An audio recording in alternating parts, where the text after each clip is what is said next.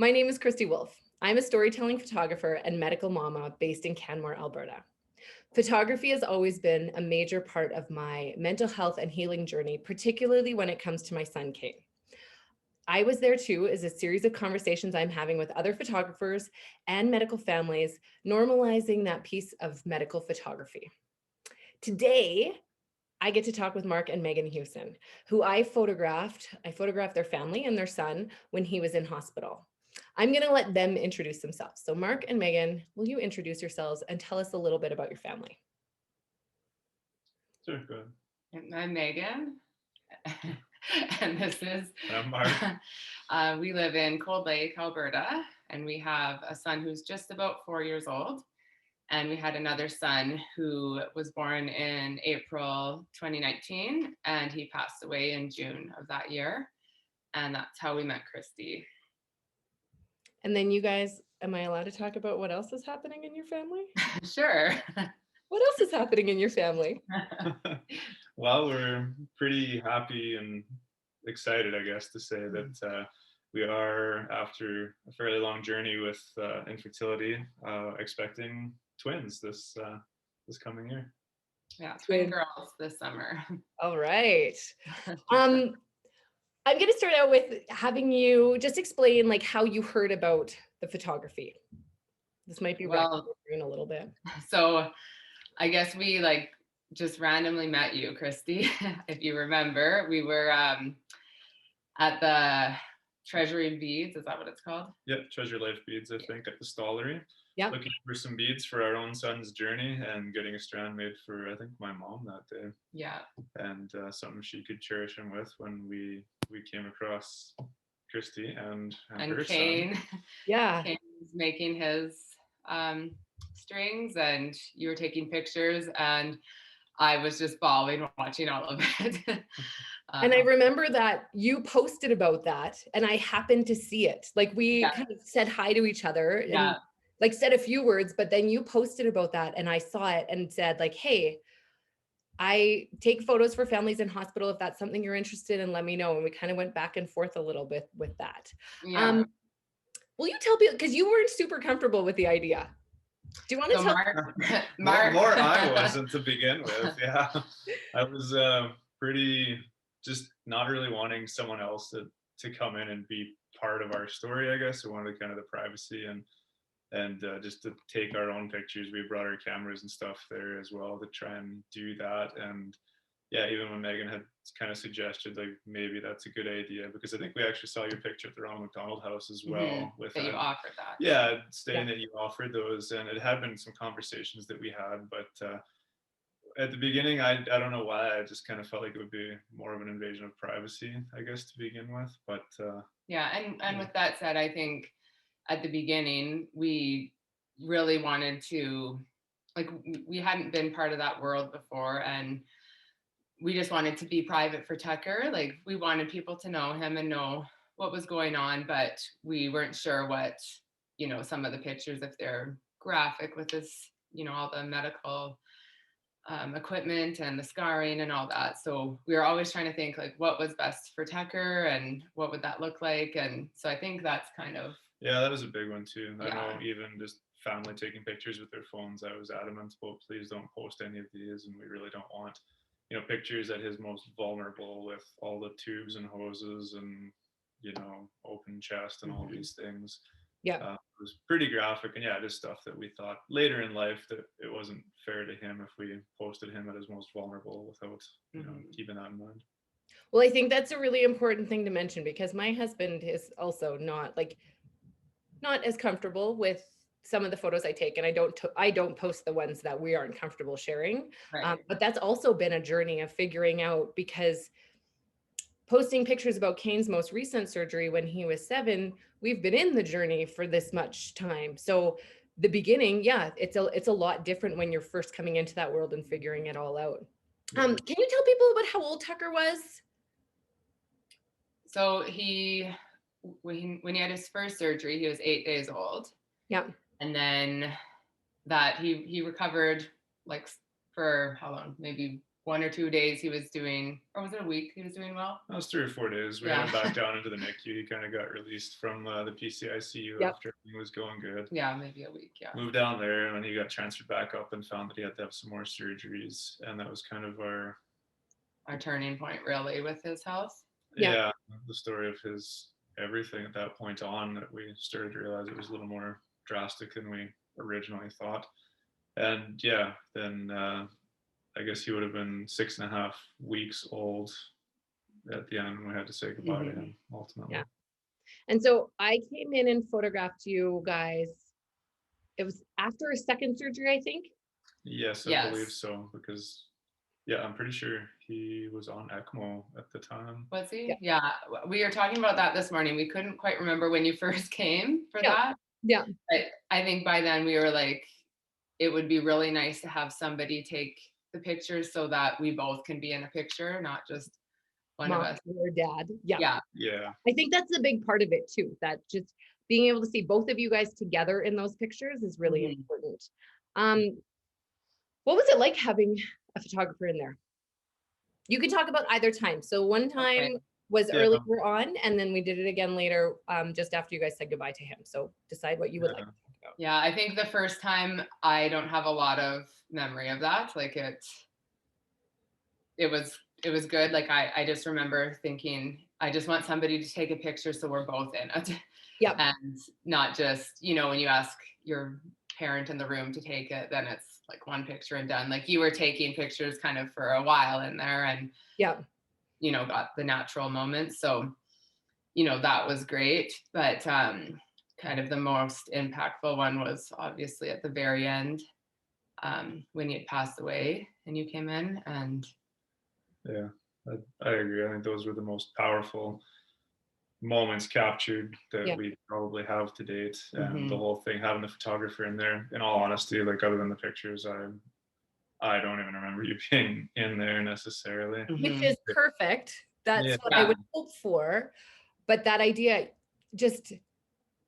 my aim is to come in and just capture what is real life is like for people as they're in hospital, because I think that, and I know we talked about this, that let me come in, I don't need to give you the pictures. Like I can hold on to these pictures for as long as you need me to. And when you're ready to see them, if you're ready to see them, then we'll take the pictures. And it was a pretty quick turnaround. You guys were like, okay.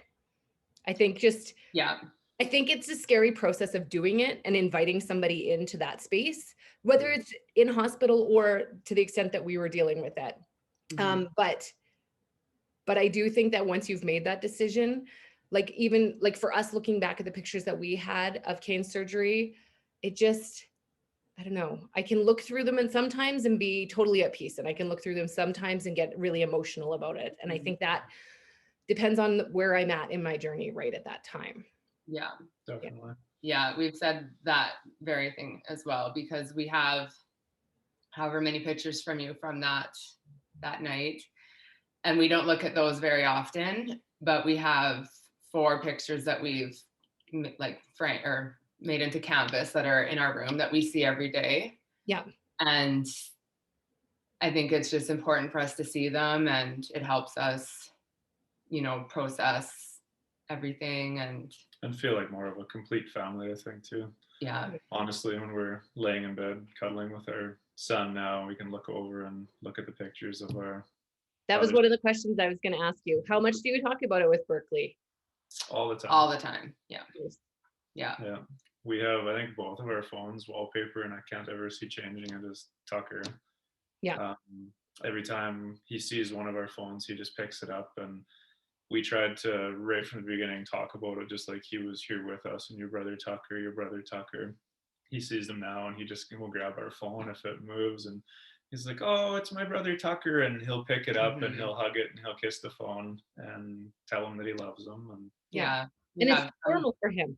It's normal for him. We have some of Tucker's things out in our house, and like he'll say, this is Tucker's toy, or he has a picture of him and Tucker in his room. And it's nice because he's now, he just naturally does it himself. Like we're not, forcing that relationship on him, but he'll bring him up, and it's nice for us because it's not always a sad thing.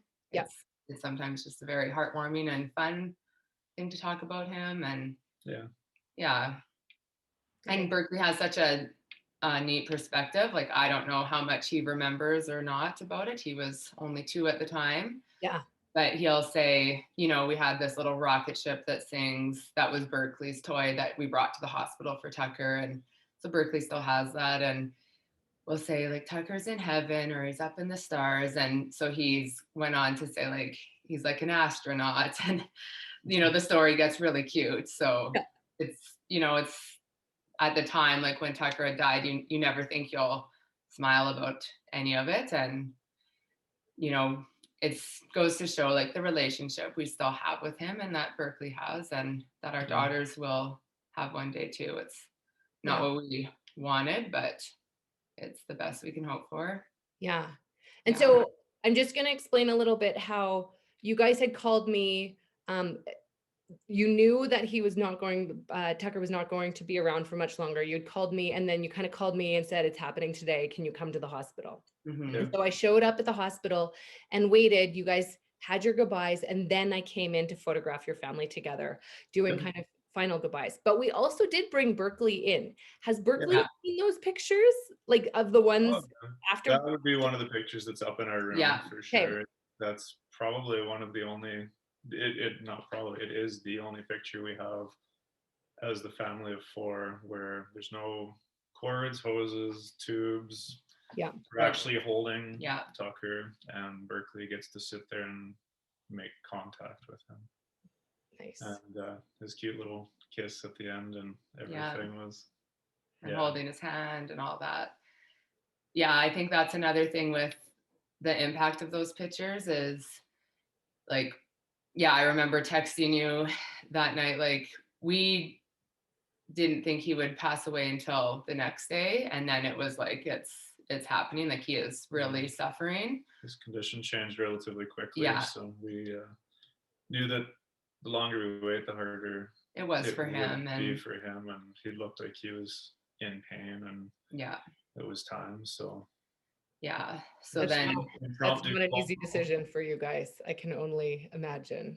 No, it was a pretty rough day for sure. And all the while we had the doctors were nice enough to get us in. We had Berkeley was getting his heart tested while we were back and forth talking about the conversation. Should we say goodbye today? We had already brought the family in to say their goodbyes because we knew that it was coming in the near future. And when we came back from that appointment and saw how much sicker just between the 3 hours we were gone to clinic to have Berkeley looked at, it basically was, we knew that it was time. And you guys did have a lot of family support. And I have to tell you that I don't know if it was you that did the TuckerStrong shirts or if somebody did that for you, but that is where the Wolfe Pack Warriors idea came from. Oh, really? When I saw your friends and family doing that to support you, I was like, oh my God, I'm making shirts. Like I need this more than anybody else. I think I need to see that our friends and family have something they can do to support us. And it wasn't like, it's not an enormous thing, but it was, people still wear those shirts. We donated blood yesterday and everybody wore their Wolfe Pack Warriors shirt. Like, I wear mine quite regularly as well. I was until I don't fit in mine right now. But you need a maternity one for you, right? I need the maternity one. Oh, I love it. But that is honestly one of the things that I come back to a lot. And you guys are probably the family that I've spent the most time on a journey with. Like often I will photograph a family and I might like see them on Facebook or things like that, but we've actually met up after. Like I said this before we started recording, but the connection that I have to you guys, being a part of that part of your story hugely impacted me and has driven the way my photography is going. So I do want to say thank you. And I do really appreciate that you were open to the idea of it, but also open to talking about it because this is not an easy topic.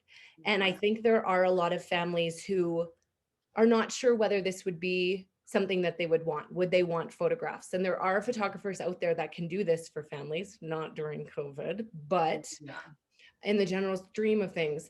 And I'm just wondering if having those photos, if you would say it's impacted or affected like the way you think of your medical experience. And I know you guys were also taking a lot of photographs, so you can totally speak to that as well, because I think it's the images in general. Yeah, so I guess in general, with all the images, so when Tucker was first born, like up until probably 3 days before he died, we didn't think he was going to die. So we are taking pictures just like any parent would, you know, you're taking pictures for sure every week of that, but we probably have a picture of him every day between us and our families. Yeah, probably a little more than. Yeah, normal. more than one, but yeah, more than I guess normal, because we obviously he was sick and we knew that. Yeah. But I think just in that sense, one thing we've talked about is, you know, at the time it was hectic and busy, and you know, you're just in the moment, really. We were just grateful for the time with him and taking it day by day or hour by hour. But when we look back at the pictures, one thing we've talked about is that we didn't really know at the time, but we really then did see how sick he was. And it makes you like, obviously we wish he was here and got better, but it made us realize how much he was suffering and that his life would have been very difficult had he continued, and he would have needed so much more intervention, and he was on life support and would have been on for a long time. He would have lived in a hospital bed for months, if not years. Like he was very, very sick. And yeah, I think they keep us grounded more Yeah. than anything, because when we get to a point where we question decisions we made, because we could have kept him on life support indefinitely until something more traumatic happened, as opposed to saying goodbye the way we did. And the days that you question that, all we have to do is look back through the pictures, and it tells the tale and reaffirms that you were looking out for his best interest when we made the decisions that we made, for sure. Mhm. And it's something I think. Sorry, I think that's a really important point, because when you're in it, you're doing everything you can to have that kid stay alive. And like, we don't know any of the background information as parents. Like this, we're thrown into a world that is totally out of our realm for the most part, and like trying to make decisions. And I think that's an interesting thing that you said, just about looking back and realizing, yes, we made the right choices, and we could see it now, but then you're too involved in it. There's no way to really see all of those details. But sorry, Mark, I totally interrupted you. No, that's fine. All I was going to say was, like, for the days immediately after and even months, I would say that, I don't know, we probably have a few thousand pictures of Tucker, honestly. I looked at those countless times per day, start to finish. You can line them up and watch them in a slideshow, kind of. And it was also such a huge part of the grieving process for us too. And for me, I guess that it wasn't for a few months later, when I wasn't watching the slideshow every day, where I started realizing that, you know, everything was going to be okay, and you're starting to come around, and that time will heal the pain. But I don't know, without the pictures, how different that would have been. I think it kind of kept me sane afterwards. Yeah. And sometimes I wonder for myself too, when thinking of people that have died in our lives, like, do the pictures help or do they harm? Like, I think different times, like you're right away, you use pictures in a different way than later on. And I think, I still think that some of the pictures that I have of my dad who has died will mean different things as we continue to go along. Yeah. And I think also, just with your picture specifically of when he had passed away, at the time, like, you know, it's the worst moment of our life. Like our child just died, and we're looking at those pictures. But I think over time, we've come to realize that although that was such a painful moment and experience, we see how beautiful it was too. And I know that sounds maybe weird, but it was, finally he wasn't in pain and he was free. And it was, for us, like Mark said, had we, you know, maybe kept him on life support longer, maybe he would have had a stroke or something like very traumatic and died that way. His actual death, like, we got to hold him as they turned off life support, and yes, extremely painful, but very peaceful too. And we're so grateful we got to be with him in his final moment, and not everybody gets that. So we are grateful that we got that time, and we love the pictures. Like, Yeah, after they cleaned him up is when we called you in, I believe, and we waited together in the quiet room until they got all the hoses and tubes and like stitched him up, and we ended up getting to bathe him and do all those things. And like I said, I honestly, we have the pictures, so I know you were in the room, but there was at no point where it's kind of like, oh, why is there a photographer in here? It was no. just capturing all those moments, and that was one of the most beautiful, peaceful times we had with our son, I would say. Yeah, you captured pictures of us bathing him, which we didn't really get to do with him, and just holding him. Yeah, we didn't get to hold him after his first surgery when he was 8 days old. Was the last time we held him when he was alive. So your pictures are the first time of us holding him, that we had waited so long to hold him, and it's painful, but it was like, I remember picking him up and smiling and being so happy to hold him, but lots of emotion because you're also just heartbroken. Yeah. Yeah. I just, another question about like palliative support after the fact. Was there much palliative support from the hospitals, from your own family physicians? Have you found places to get support? That's a tough one. It's a bit of a, I don't know how to say it politely. We thought we would get more support for sure. Okay. We got support from places that we didn't know we would be getting support from. I think Megan found great support from the Royal Alex Hospital. There was more of Patty a grief counselor that had reached out to Megan after the fact, which is where he was born. Okay. And we thought we would be getting quite a bit of support from the assist team at the Stollery itself, but shy of getting the one necklace, which was beautiful, we never did hear from any psychologists like they kind of said we would. We didn't really get any outreach from that. We did hear from Caitlin, who was the social worker on the PCICU wing, who she stayed in touch with us to keep in contact. Yeah, we still keep in touch with her. Oh, nice. Yeah. Okay.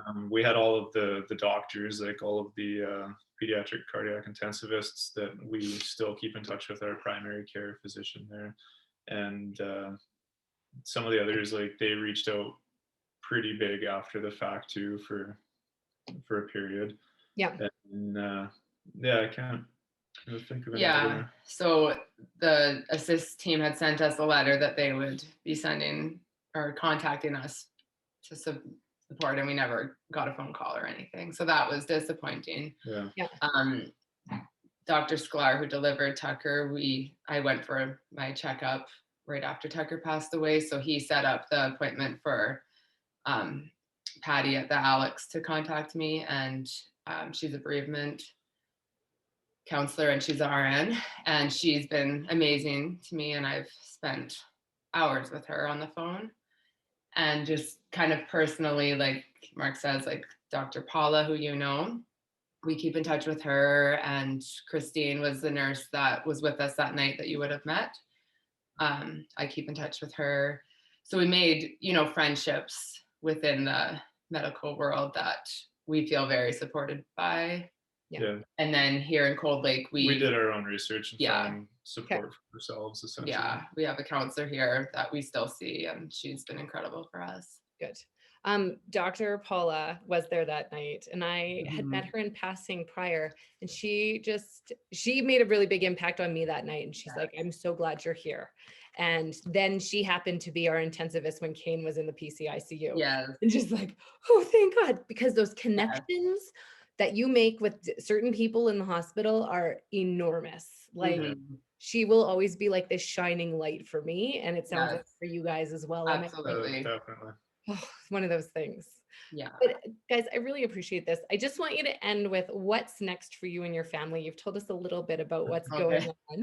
I just want to touch on one more thing. Sorry. Yeah. Just about how you said about the shirts, the TuckerStrong shirts. And that's just another area of support that we're so grateful for. We have amazing friends and family that have helped us and, did those shirts without us asking. And, oh God, the countless gifts. We still get things on our doorstep for Tucker. It's amazing. So actually, will you tell people about the book that you were telling me about that your friend made?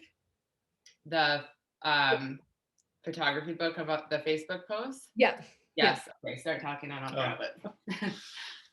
So during the entire time we were in there, we started posting things on Facebook. I did, I guess, we had quite a few family and friends at the beginning that were interested in everything. As Tucker's journey grew and things got more complicated, more and more people kept reaching out asking if I would make it public so that everyone could share. And through, something we didn't ever think would happen, we had thousands on thousands of people contacting and commenting and being part of it. And so when I would put out my Tucker updates, essentially it was going to all over the world. We had people contact us from Florida, all over Canada, multiple places in the States, overseas, just telling us that they've been following our story through friends of friends of friends. So we had one of our friends here, another mother. Yeah, my friend Rhonda. It's a good friend of ours she ended up making this book for us, which captures all of the Facebook posts from the time we got into the hospital to the end and everybody's comments. Oh, I love it. Yeah, it's probably hard to see from there, but no, it's actually pretty good. And Megan and I were talking about this. Oh, I don't know where mine is. Oh, there it is. Because we were just talking about books. We have one same idea Facebook post from Kane's first surgery that are just copy and pasted with comments. Same kind of thing. yeah, Cute. That is the nicest thing your friend could have done for you, I think. Like, because it's all compiled for us and we don't have to, scroll back through Facebook and try to find things. And it was very special. All the comments, like lots of times we would sit with Tucker in hospital and just read him some of the comments. And there was I just remember one lady wrote a really nice prayer, and it's so meaningful to have it all together.